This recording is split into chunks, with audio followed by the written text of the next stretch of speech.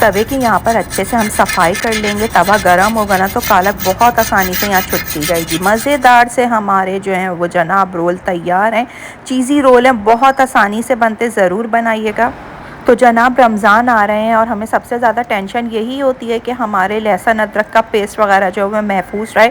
बड़ा अच्छा और आसान तरीका बताऊंगी आज मैं। इस तरह से आप जो है वो जब अपना लहसुन अदरक का पेस्ट बनाएंगे ना तो आप इसको काफ़ी अरसे के लिए सेव कर सकते हैं। छोटी छोटी बॉटल्स के अंदर आप इसको सेव कर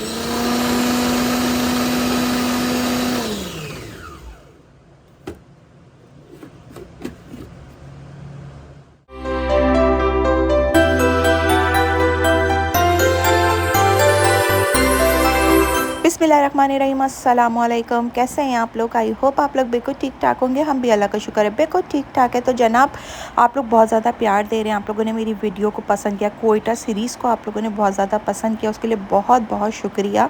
तो जनाब आज जो था वो बिल्कुल मूड नहीं हो रहा था कि मैं जो हूँ वो पराठे वगैरह कुछ पकाऊँ, तो फ्रोज़न पराठे रखे थे। तो मैंने सोचा कि आज जो है वो फ्रोज़न पराठों को ही हम यूज़ कर लेते हैं। थोड़ा सा भुर्ता रखा हुआ था, भुर्तों के साथ जो है जनाब हमने सोचा कि अंडा बना लेते हैं।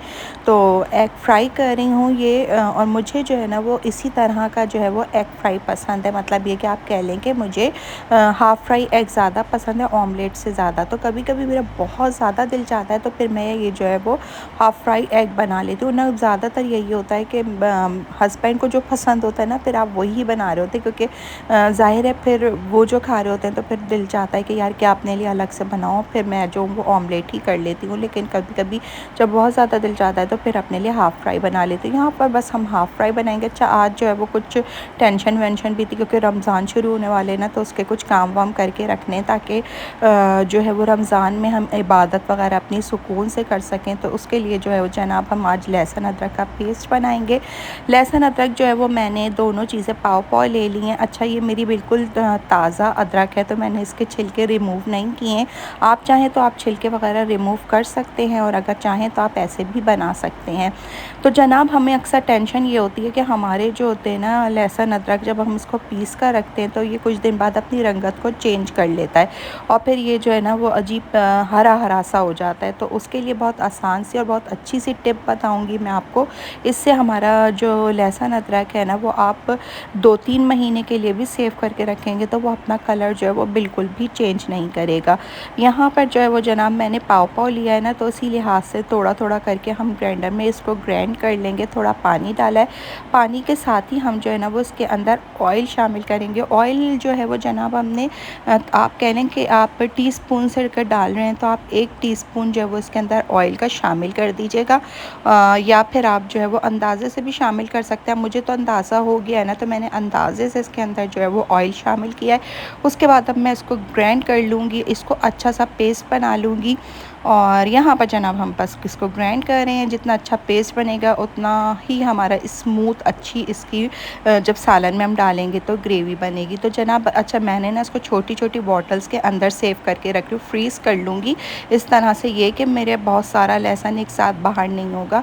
जैसे जैसे मुझे यूज़ करना होगा फिर मैं बॉटल्स निकाल के और उनको यूज़ कर लूँगी। इसी तरह से आपके पास भी जो जार आते हैं ना आप इनको फेंका नहीं करें, ये हमारे यूज़ हो जाते हैं आराम से। जनाब अब हम आ गए हैं यहाँ पर, ब्रेड बच गई थी और बच्चे अभी इसको खा नहीं रहे थे तो मैंने सोचा कि क्यों ना इस ब्रेड से हम जो है वो ब्रेड क्रम्स बना लें, क्योंकि आगे रमज़ान में हमें ब्रेड क्रम्स जो है वो बहुत ज़्यादा काम आने वाले हैं। तो बस यहाँ पर जितनी भी ब्रेड है ना उसको जनाब हम लेंगे और इसको ब्रेड को हम जो है ना वो हमारे पास जो भी चॉपर वाली मशीन होती है ना हम उसके अंदर डालेंगे और उसके अंदर डाल के हम जो है वो आहिस्ता आहिस्ता, पहले मैंने थोड़े से डाले थे उसके बाद मैंने इसको जो है वो ग्राइंड कर लिया, उसके बाद फिर मैंने थोड़े से और डाले और आहिस्ता आहिस्ता डाल के मैंने इसको बिल्कुल जो है वो चॉप कर लिया था, अच्छा सा फाइन सा चॉप कर लिया था। फिर हम इसको आराम से स्टोर कर लेंगे, आगे रमज़ान आ रहे हैं तो उसमें काफ़ी चीज़ों में ये हमारे काम आने वाले हैं। अच्छा जो ब्रेड क्रम्स हम बाज़ार से लेते हैं ना वो हमें बहुत ज़्यादा महंगे पड़ते हैं। इस तरह से आप बनाएंगे ना यकीन जाने हमें कम बजट में बहुत सारा जो है वो ब्रेड क्रम्स मिल जाएगा। इसलिए कि घर में रमज़ान में जो है वो बहुत ज़्यादा इसको यूज़ किया जा रहा होता है, तो कोशिश किया करें कि ऐसी चीज़ें आप घर में बना लें तो आपका जो है वो हेल्दी भी रहता है और आपका फिर ये सस्ता भी पड़ जाता है। तो जनाब किसी भी आप एयर टाइट बॉक्स के अंदर इसको रख लीजिएगा और मैं तो बस इसी तरह से ना जैसे जैसे मेरे पास ब्रेड बचती जाएगी वो मैं इसको इसी तरह से करके इसको सेव करती रहूँगी अपने पास।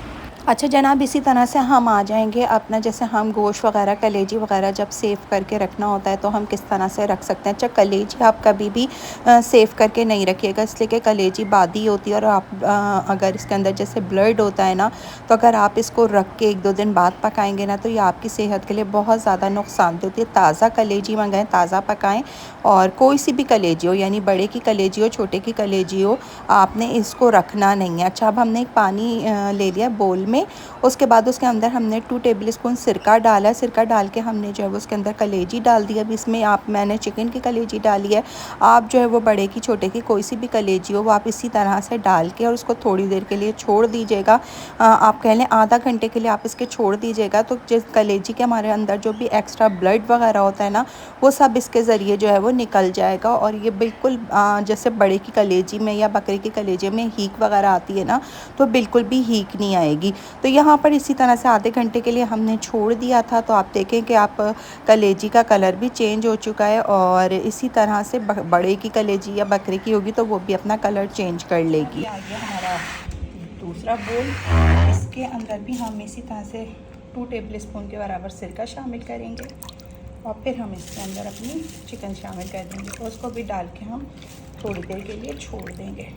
हम अपनी चिकन भी इसके अंदर सारी शामिल कर देते हैं।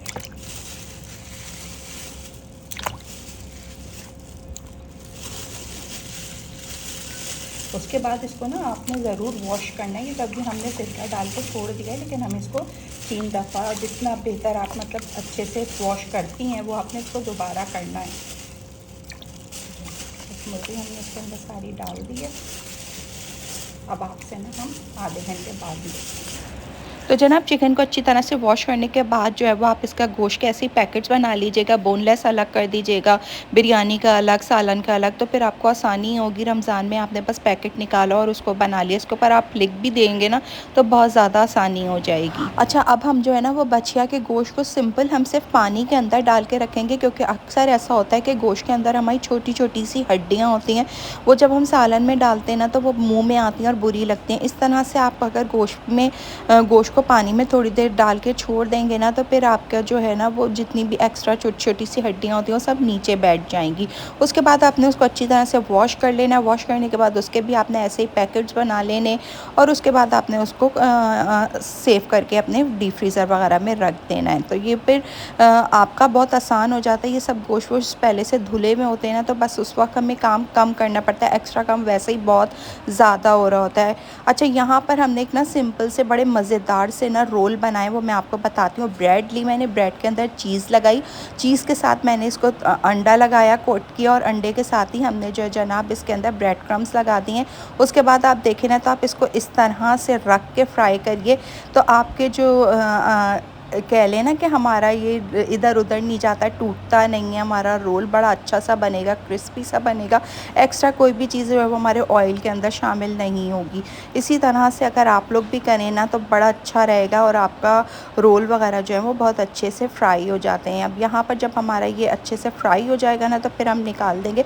ये इतने सिंपल रोल है, बस सिर्फ चीज़ रोल है। आपने ब्रेड के अंदर चीज़ लगाई, चीज़ को आपने अंडे से कोट किया, उसके बाद आपने ब्रेड क्रम्स लगा दिए। ये बच्चों को बहुत ज़्यादा पसंद आते हैं और ये इतने आसान होते हैं कि हमारे यहाँ तो ईशल ने इसको खुद ही बना लिया था। तो बच्चे जो है ना इंटरेस्ट भी बहुत लेते हैं। अब जैसे लड़कियां होती हैं, छोटी होती हैं, वो लोग उन कुकिंग सीख रही होती हैं, जैसे कि हमारी ईशल है, अभी कुकिंग इसको आती नहीं है, लेकिन अगर इस तरह की चीज़ें इसको बोली जाती हैं ना तो ये बहुत शौक़ से बनाती है, क्योंकि आसान भी होती हैं, तो बच्चे जो है वो आराम से इसको हैंडल कर लेते हैं। तो जनाब यहाँ पर हमारे मज़ेदार से चीज़ रोल जो थे वो रेडी हो चुके थे, और आप देखें कितने मज़े के। मैंने इसको जो है जनाब मोज़रेला चीज़ के साथ बनाया, आप चाहें तो आप इसको जो है वो चेडर चीज़ के साथ या जो भी चीज़ आप लोग पसंद करें वो उसके अंदर आप डाल सकते हैं, और ये बहुत ज़्यादा मज़े के थे। बहुत एक दफ़ा ज़रूर ट्राई कीजिएगा, और रमज़ानों में ज़रूर ट्राई कीजिएगा, बच्चे वगैरह जो है वो उसको बहुत ज़्यादा पसंद करेंगे। तो जनाब यहाँ पर हमारे जो है वो रोल तैयार हो चुके हैं। अब हम चलते हैं ज़रा अपना तवा साफ़ करते हैं। रमज़ान आने वाले, पराठे बहुत ज़्यादा बनेंगे। रोटियाँ और पराठे जब बन रहे होते हैं ना, तो फिर पराठे जब हम एक ही तवे पे बनाते हैं ना तो हमारी साइड से जो है ना वो तवा ख़राब हो जाता है, उसके अंदर ऑयल लग लग के वो ख़राब हो जाता है। सिंपल सा हमने जो है ना वो एक बोल के अंदर अपना बेकिंग सोडा और नमक और अपना सर्फ मिला लेना है, उसके बाद उसको हम इसके ऊपर लगा देंगे, इस तरह से फैला देंगे। चूल्हा हमने फ्लेम अपना ऑन कर दिया है और इसको हम इसी तरह से पूरे तवे को अच्छी तरह से इस पाउडर के ज़रिए हम कवर कर देंगे ना। इससे क्या होगा कि हमारा जो भी हमारे इसके ऊपर ऑयल है ना, कालक वगैरह हमारी जो भी है वो बहुत आसानी के साथ छुट जाएगी। हमने फ्लेम जो है वो अभी धीमा रखा है, इसलिए कि अभी हम इसके ऊपर पाउडर अपना ये लगा रहे हैं। जब हम इसके ऊपर ये पूरा पाउडर लगा देंगे तो फ्लेम हम इसका हाई कर देंगे। हम आ चुके हैं अपने किचन में दोबारा, इसको हम कर देते हैं ऑफ। आवाज़ ख़राब हो रही थी यहाँ से। अब हमारा ये देखें अच्छे से गर्म हो चुका है। हमने इसको सिंपल पहले हम जो है ना वो कोई चीज़ ले लेंगे, उससे इसको हटाने की कोशिश करेंगे। तो हम ले लेते हैं एक चिमटा। हमने ले लिया जनाब चिमटा और चिमटे से हम इसको हटाते हैं। तो आपको दिखाते हैं कि ये हमारा जो है वो कैसे साफ़ हो गया। सिर्फ नमक और बेकिंग सोडे से ही हमने इसको साफ़ किया है। और आप ये देखें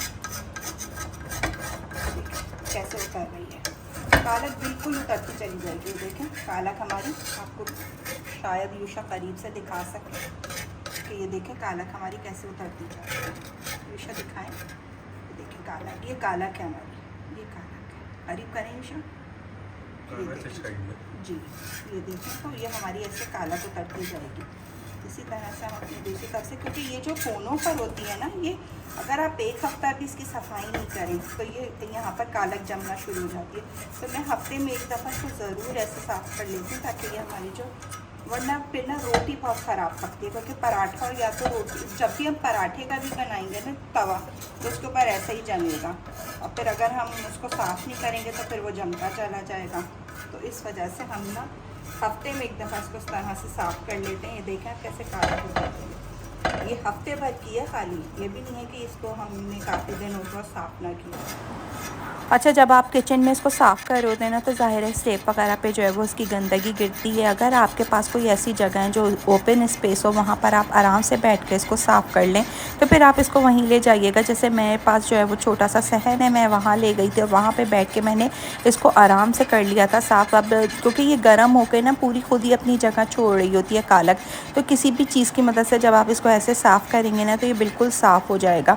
तो जनाब यहाँ पर देखें ना, हमारा बिल्कुल साफ़ हो चुका है। हम इसको वॉश कर लेंगे। वॉश करने के बाद तवा आपके सामने कि ये बिल्कुल साफ़ हो चुका है। अब आप इसके ऊपर जब रोटी पकाएंगे ना, तो फिर ये जो है वो क्योंकि रोटी जो है ना वो ख़राब हो जाती है। पहली रोटी तो लाजमन ख़राब होती है अगर तवा आपका साफ़ ना हो। इस तरह से हमारा तवा चमक चुका है जनाब। अच्छा जी, अब हम आ जाते हैं अपने एक और टिप की तरफ। बड़ी अच्छी और यूज़फुल टिप है कि जब हम चाय की ये छलनी होती है ना, ये अक्सर ऐसा होता है कि हमारी चाय में हम जब इसको यूज़ करते रहते हैं तो इस तरह से इसके अंदर पत्ती जो है वो चिपक जाती है और फिर आहिस्ता आहिस्ता जो है वो हमारी चाय छलने में मुश्किल हो जाती है। तो ये बहुत आसान और बहुत ही यूज़फुल टिप है। आपने इसको लेना है, उसके बाद आपने अपना फ्लेम ऑन करना है। फ्लेम ऑन करने के बाद हम जो है वो अपनी इसकी छलनी को जो है वो फ्लेम के ऊपर रख देंगे और जहाँ जहाँ हमारी पत्ती चिपकी हुई है ना, हम वहाँ से अपने फ्लेम को इसको घुमा घुमा के हम जो है वो जनाब फ्लेम पे घुमा घुमा के इसको गरम कर लेंगे। जब ये ठीक ठाक गरम हो जाएगा ना, अब देखें इसमें ना जैसे रेड रेड आना शुरू हो रहा है, तो इसका मतलब है कि ये गरम होती जा रही है। अब इसी तरह से हम इसको उलट पुलट करके अच्छे से इसको गरम कर लेंगे। उसके बाद जनाब आप इसको बस फ्लेम से हटाएं और फ्लेम से हटाने के बाद आप इसको झाड़ेंगे ना, तो ये बिल्कुल साफ़ हो जाएगी। जैसे मैंने पहले झाड़ा था, अब देखिए काफ़ी साफ़ हो गई है। अब दोबारा मैंने इसको फ्लेम पे रखा, फिर मैंने फ्लेम पे से इसको इसी तरह से घुमाया है और ये चारों तरफ से, अब देखिए दोबारा से जब ये गर्म हो गई है तो हम फिर इसको जो है फ्लेम से हटाएंगे और हटा के हम फिर दोबारा से झाड़ेंगे। ऐसे 2-3 दफ़ा हम करेंगे ना, तो हमारी इसके ऊपर से पत्ती बिल्कुल साफ़ हो जाती है और ये फिर दोबारा से बहुत अच्छे से यूज़ होने लगती है। देखिए जनाब, मैंने यहाँ पर किया और अब मैंने इसको ऐसे रख कर यूँ, अब मैं इसको हल्का सा, आप देख सकते हैं कि ये कितना अच्छा साफ़ हो चुका है। पूरी पत्ती वगैरह हमारी इस पे से निकल चुकी है। तो इसी तरह से अगर आप लोग भी करेंगे ना, तो आपकी भी जो छलनी है वो बिल्कुल साफ़ हो जाएगी। तो ये छोटी छोटी सी टिप्स होती हैं जो कि हमारे किचन के लिए बहुत ज़्यादा यूज़फुल होती हैं। और रमज़ान आने वाले हैं, ये सारी चीज़ें आप अगर करके रख लेंगे ना, तो आगे जो है वो हम क्योंकि हम इबादत वगैरह कर रहे होते तो हम मसरूफ़ और ज़्यादा हो जाते हैं पकने पकाने में भी। तो ये सारी चीज़ें अगर पहले से हम सफाई करके रख लेंगे ना, तो फिर हमारे लिए ज़िंदगी आसान हो जाएगी। बस ये रात का खाना खा रही हूँ, वीडियो को आज करूँगी यहीं पर एंड। मेरी वीडियो अगर अच्छी लगी हो तो यार लाइक ज़रूर करना। मेरे चैनल पर नहीं हो तो मेरे चैनल को सब्सक्राइब कर देना। अच्छा सा प्यार सा कमेंट करना। रखना अपना बहुत ज़्यादा ख्याल। मुझे मेरी फैमिली को अपनी दुआ में याद रखना। अल्लाह हाफ़िज़, टाटा बाय बाय, सी।